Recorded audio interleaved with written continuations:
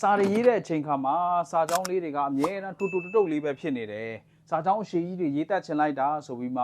စိတ်ကူးမှုတဲ့သူတွေရှိသလားဒါဆိုရင်တော့ဒီဗီဒီယိုကလစ်လေးမှာအခြေခံကျတဲ့စာကြောင်းတိဆောက်ပုံလေးတွေဘယ်လိုမျိုးစုံစုံလင်လင်နဲ့ရေးလို့ရတယ်ဆိုတဲ့အရာတစ်ခုကိုရှင်းလင်းပေးသွားမှာဖြစ်ပါတယ်အားလုံးပဲမင်္ဂလာပါကျွန်တော်တို့ဆရာစကုံဆိုင်တော်ပဲဖြစ်ပါတယ်ဒီကနေ့ကျွန်တော်တို့စာကြောင်းတွေတိဆောက်တဲ့အချိန်ခါမှာ word order ဖြစ်တဲ့စာကြောင်းတိဆောက်ပုံလေးတွေကိုအခြေခံကြလေးလေ့လာကြည့်ကြရအောင်ဆိုတော့ word order လို့ပြောတဲ့အခါမှာအခြေခံအဖြစ် subject verb object place manner time reason purpose ဆိုပြီးမှဒီလိုမျိုးလေးမှတ်ထားစီချင်ပါတယ်ဆိုတော့အဲ့လိုမှတ်တဲ့အချိန်ခါကျရင်ကျွန်တော်တို့ကဒါအပုံသေးတသမတ်သေးဒီလိုကြီးပဲဖြစ်ရမှာလားဆိုတော့လည်းမဟုတ်ပါဘူးဒါကအခြေခံကြတဲ့အမြဲတမ်းလိုမှကျွန်တော်တို့ဒါလေးတွေနဲ့သုံးတက်ပြီးရေးလို့ရတဲ့အနေအထားမျိုးလေးဖြစ်ပါတယ်ဒီနေရာမှာကျွန်တော်ပြောချင်တာ plus ဆိုတဲ့ sign လေးတွေကိုတွေ့တဲ့အခါမှာဒီကြားထဲမှာ grammar နည်းလမ်းရလှုပ်ဆောင်တဲ့အခန်းကဏ္ဍတွေရှိတယ် subject နဲ့ verb မှာ subject verb agreement ဆိုတာရှိတယ် verb နဲ့ object ဆိုတဲ့နေရာမှာလည်းကျွန်တော်တို့စဉ်းစားတဲ့ grammar နည်းစနစ်လေးရှိတယ်အဲ့ဒါဘာလဲဆိုတော့ကိုသုံးတဲ့ verb က vt လား vi လားအတူကောက်ပေါ့နော်အရှေ့ကောက်ပြောမယ်ဆို intransitive verb လား transitive verb လား intransitive ဆိုတာကျွန်တော်တို့က object မလိုက်ဘူး transitive verb လို့ပြောရင်တော့ object လိုက်တယ်ကန်လိုက်တယ်ပေါ့နော် object လို့တဲ့ verb ဆိုအဲ့လိုအနေထားပေါ်လိုက်ပြီးမှကျွန်တော်တို့စီမီစီကန်လေးလည်းရှိသေးတယ်ဒါပေမဲ့ဒီကနေ့မှာတော့ဒီ subject verb object ဆိုတဲ့အနေထားလေးကိုခြံလှပ်ထားပြီးမှဒါနဲ့ပတ်သက်တဲ့ဟာအသေးစိတ်နောက်ဗီဒီယိုကလစ်လေးတွေမှာရှင်းပြပါမယ်လောလောဆယ်ကျွန်တော်တို့စာကြောင်းတွေကိုရေးတဲ့အချိန်ခါမှာဒီသုံးလုံးထဲပဲရေးမယ်ဆိုအရန်တူနေတယ်ပြီးတော့ကျွန်တော်တို့ကိုယ်တိုက်ကလည်း phrase to clause ဆိုဒီ subject ရဲ့နေရာမှာ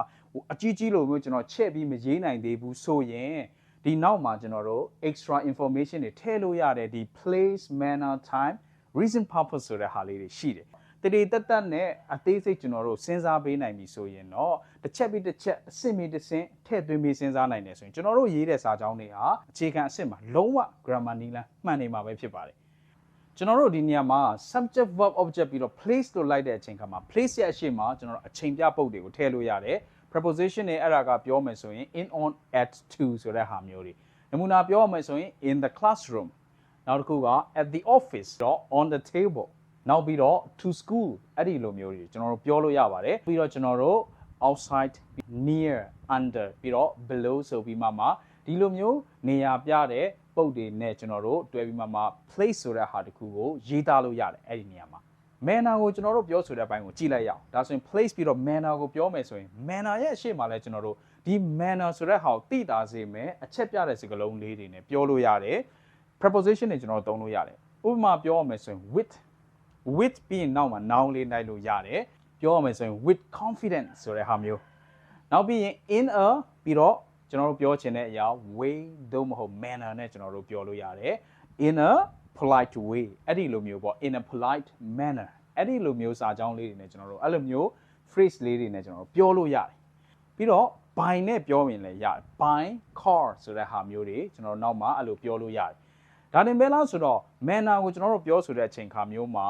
adverb of manner ဆိုတဲ့အနေအထားမျိုးတွေမှာဆိုရင်ကျွန်တော်တို့ဗာလဲ ly လေးတွေနဲ့ပြောလဲရတယ်အဲ့မှာ preposition တွေမပါတော့ပြောမယ်ဆိုရင် quickly ဆိုတဲ့ဟာမျိုးတွေ quietly ဆိုတဲ့ဟာမျိုးတွေ slowly ဆိုတဲ့ဟာမျိုးတွေဒီလို ly လေးတွေနဲ့ဆုံးပြီးမှလဲကျွန်တော် manner ဆိုတဲ့အရာတစ်ခုကိုပြသလို့ရပါတယ်ဒါကတော့ manner ဆိုတဲ့အခန်းကဏ္ဍလေးကိုပြောပြခြင်းဖြစ်ပါတယ်ပြီးတော့လည်းနောက်တစ်ခုကကျွန်တော်ဒီမှာ time ဆိုတဲ့ဟာလေးရှိတယ် time ရဲ့ရှေ့မှာ plus ရေးထားခါမှာဒီမှာလည်းအချိန်ပြဖို့တွေကျွန်တော်သုံးဖို့လိုပါတယ်အဲ့ဒါကတော့ in on at နဲ့ကျွန်တော်စပြောရအောင် in လို့ပြောတဲ့အချိန်ခါမှာကျွန်တော်တို့ကခုနှစ်တွေကိုကျွန်တော်တို့ပြောလို့ရတယ်လတွေကျွန်တော်တို့ပြောလို့ရတယ်နေ့တစ်နေ့ရဲ့အချိန်အပိုင်း6ကိုလည်းပြောပါတယ်ဆိုတော့ in December in 2026အဲ့လိုပြောလို့ရတယ် at ကကြတော့ကျွန်တော်တို့က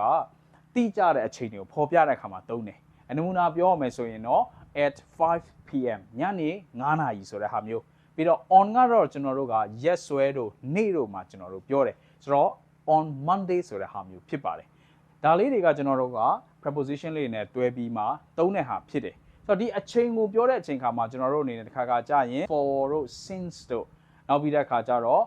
before တို့ after တို့အဲ့လိုပြီးနောက်မတိုင်ခင်အဲ့ဒီလိုမျိုးအချိန်ကိုအချက်ပြပေးတဲ့ signal တွေနဲ့လည်းကျွန်တော်တို့အသုံးပြုပြီးရေးသားလို့ရတယ်ဒါကတော့ကျွန်တော် time ဆိုတဲ့နေရာမှာ ရေးသားနိုင်တဲ့အနေအထားမျိုးလေးတွေကိုပြောပြတာဖြစ်ပါတယ်နောက်ပြီးတော့မှ time ပြီးတော့ကျွန်တော် reason purpose ဆိုတာရှိတယ် reason ကိုပြတယ်အချက်ပြတဲ့စကားလုံးလေးလို့မှတ်ထားလို့ရတယ် because of လို့ကျွန်တော်တို့ပြောလို့ရတယ်ပြီးတော့ due to လို့ကျွန်တော်တို့ပြောလို့ရတယ်ပြီးရင် owing to လို့လည်းပြောလို့ရတယ် because of heavy rain ပြီးတော့ due to bad weather ပြီးတော့ purpose ကိုကျွန်တော်တို့ပြောတဲ့အခါမှာတော့ to နဲ့ကျွန်တော်တို့ပြောလို့ရတယ်ဒါကတော့ 2 plus verb 1ပေါ့နော်အများစုဒီဟာသုံးများတဲ့ဟာလေးလည်းဟုတ်တယ်2 plus verb 1နဲ့ကျွန်တော်တို့ပြောမယ်ဆိုရင်တော့ to pass the exam ဆိုတဲ့ဟာမျိုးတွေနောက်တစ်ခုက in order to ဆိုတဲ့ဟာလိုမျိုးလဲရှိတယ်အဲ့ဒါက in order to improve my English skills အဲ့ဒီလိုလဲပြောလို့ရတယ်ပေါ့နော်ပြီးတော့ကျွန်တော်တို့သုံးများတဲ့ for ပြီးတော့နောက်မှာ noun တော့၎င်းသို့မဟုတ် verb အင်ဂျီပုံတရနဲ့ gerund တွေကျွန်တော်တို့ပြောလို့ရတယ် for learning ဆိုတဲ့ဟာမျိုးတွေအဲ့ဒါလေးတွေကိုကျွန်တော်တို့သုံးလို့ရပါတယ်နောက်တစ်ခုကတော့ကျွန်တော်တို့ subject verb object place manner time reason purpose ဆိုတဲ့ဒီလိုပုံစံပဲကျွန်တော်တို့ကရေးရမှာလားဆိုတဲ့မေးခွန်းလေးဖြစ်ပါတယ်ဆိုတော့အဲ့လိုလည်းမဟုတ်ပါဘူးကျွန်တော်စာကြောင်းတိဆောက်ပုံ word order အရဒီလိုပုံစံနဲ့ sentence တွေတိဆောက်လို့ရတယ်ဆိုပေမဲ့လည်းပြောင်းလဲပြီးကျွန်တော်တို့ရေးသားနိုင်တဲ့အနေအထားလေးတွေရှိပါတယ်ခုတော့ subject verb object ဆိုတာဟာကိုခဏအဲ့လိုမျိုးဒါကတော့ပုံတင်နည်းအားဖြင့်တော့သူကအများစုအဲ့လိုမျိုးအသေးထားတယ် passive ဆိုရင်တော့ကျွန်တော်တို့ object ခံရတဲ့အရာအကြောင်းအရာရှေ့မှာထားလိုက်တယ်အဲ့ဒါလေးတော့ရှိတယ်အဲ့ဒီတော့သူ့နောက်မှာရှိတဲ့ place manner time reason purpose ဆိုတဲ့အကြောင်းအရာလေးကိုကျွန်တော်အဓိကပြောချင်တယ်ဆိုတော့အဲ့ဒီ place manner time reason purpose နေရာမှာ manner place manner မဟုတ်ဘဲနဲ့ manner place reason purpose လို့ပြောလဲရတယ်ဆိုတော့ဒီနားလေးမှာအချင်းချက်ကလေးနေနဲ့ပြောလို့ရတဲ့အနေအထားလေးရှိတယ်ပေါ့နော်အဲ့ဒါလေးကိုအရင်ပြောပြချင်တယ် She danced on the stage gracefully last night ဒီနေရာမှာကျွန်တော် she dance ပြီးသွားတဲ့နောက်မှာလိုက်တဲ့ on the stage ဆိုတာဟာက place ဖြစ်ပါတယ်ပြီးတော့ gracefully ဆိုတာ manner ဖြစ်ပါတယ် last night ဆိုတာကအချိန်ဖြစ်ပါတယ်ဆိုတော့ဒီနေရာမှာရေးသားတဲ့ပုံစံကတော့ place manner time ဖြစ်ပါတယ်အဲ့တော့ကိုနောက်တစ်ခုအနေနဲ့ she danced gracefully on the stage last night အဲ့လိုပြောရင်တော့ on the she danced gracefully ဆိုတော့ gracefully က manner ဖြစ်ပါတယ်ပြီးတော့ on the stage ကတော့ place ဖြစ်တယ် last night ကတော့ time ဖြစ်တယ်အဲ့တော့ဒီနေရာမှာရေးသားတဲ့ပုံစံအရပြောမယ်ဆိုရင် manner place time နဲ့ရေးထားတာဖြစ်ပါတယ်နှစ်ခုစလုံးကအသုံးများပြီးတော့တရားနီးလန်းအရမှန်ကန်တဲ့အသုံးလုံးဖြစ်ပါတယ်ဆိုတော့နောက်ပြီးတော့အများစုကျွန်တော်တို့ရေးတတ်ကြတယ်အချိန်ကိုရှေ့ပို့ comma ကုတ် subject verb ပြန်စကျန်တာဆက်ရေးဆိုတဲ့ဟာမျိုးလေးတွေဆိုတော့ဒီနေရာမှာတစ်ခုရှိတာကဘာဖြစ်လို့ဒီ subject တွေရဲ့အရှိမပြောင်းလဲပြီးကျွန်တော်တခြားဟာတွေလာပြီးမှရှေ့မှာရေးကြတာလေအဲ့ဒါလေးသိဖို့လိုတယ်အကြောင်းပြချက်မရှိဘဲနဲ့ဗျမ်းပတာ by hot ကြီးကြက်ပြီးမှပေါ့နော်အလွတ်ကြက်ပြီးဒါမျိုးရတယ်ဆိုတဲ့ဟာထက်ကြိုးချောင်းစီလို့ဆိုတာသိမြင်ပြီးရေးတာတော့ပိုကောင်းတာပေါ့မဟုတ်ဘူးလားဆိုတော့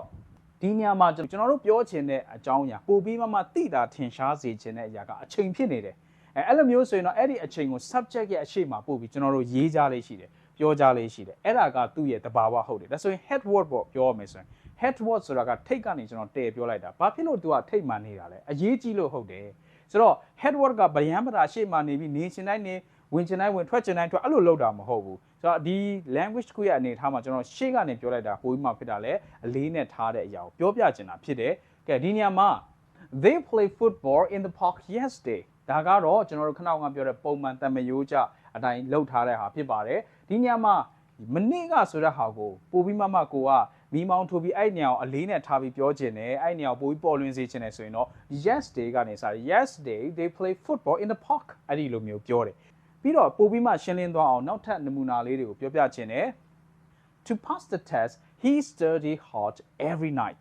ဆိုတော့ test ကိုအောင်ဖို့ရန်အတွက်သူကညတိုင်းစာကြိုးစားပြီးလုပ်ခဲ့တယ်ဒီရွယ်ချက်လေးကိုရှေ့မှာထားပြီးပြောတယ်ဆိုတာဒါကိုပိုပြီးမှပေါ်လွင်သိတာထင်ရှားစေချင်လို့ဖြစ်တယ်ဆိုတော့နောက်တစ်ခုပြောရမယ်ဆိုရင် because of the heavy rain we canceled the match မိုးတဲကြီးမဲကြီးရွာတဲ့တကြောင်မို့ကျွန်တော်တို့ပွဲကိုဖျက်ခဲ့တယ်တဲ့ဒီညမှာပွဲဖျက်တယ်ကိုစမပြောနဲ့မိုးတဲကြီးမဲကြီးရွာတဲ့အကြောင်းပြချက်ကိုစပြောတယ် reason ကိုအဲ့ဒါခါကျတော့ဒီညမှာပိုပြီးမှမိုးကြောင်ဆိုတဲ့အဲ့မိုးတအားရွာတယ်ဆိုတဲ့တဲကြီးမဲကြီးဆိုတဲ့အရာကိုမိမောင်းထိုးပြခြင်းတဲ့တကြောင်မို့ရှေ့မှာပို့ထားတာဖြစ်ပါတယ်ဒါကတော့ကျွန်တော်တို့ word order ကိုအဲ့လို subject verb object အပြင်ကိုရှေ့မှာလဲကျွန်တော်တို့တခြားအကြောင်းအရာလေးတွေတခြား order တွေကလည်းဝင်လို့ရတယ်ဆိုတဲ့အရာတစ်ခုကိုပြောပြခြင်းဖြစ်ပါတယ်ကဲဒါကတော့ place manner time reason purpose ဆိုတဲ့အခန်းကဏ္ဍလေးတွေကိုကျွန်တော်တို့ရေးတဲ့အခါမှာဒီကြားလေးတွေထဲမှာထည့်ရမယ့် preposition တွေနဲ့အချက်ပြ signal တွေအကြောင်းကိုပြောပြတာဖြစ်ပါတယ်ဆိုတော့ကဒီ word order ကိုအခြေပြုပြီးမှကျွန်တော်စာကြောင်းတစ်ကြောင်းလေးကိုပြောပြချင်ပါတယ်Zozo studied English in the library with focus yesterday afternoon because of his upcoming exam to get high marks ဒီလိုမျိုးလေးတွေကျွန်တော်တို့ပြောလို့ရပါတယ်နောက် video clip lesson တွေမှာလည်း writing နဲ့ပတ်သက်တာတွေကိုထည့်သွင်းသင်ကြားပေးတော့မှာဖြစ်တဲ့အတွက်ကြောင့်မို့မပြတ်တမ်း video clip လေးတွေကိုကြည့်လို့ရအောင်ကျွန်တော် page ကိုလည်း follow လုပ်ထားပေးကြပါဦးเนาะ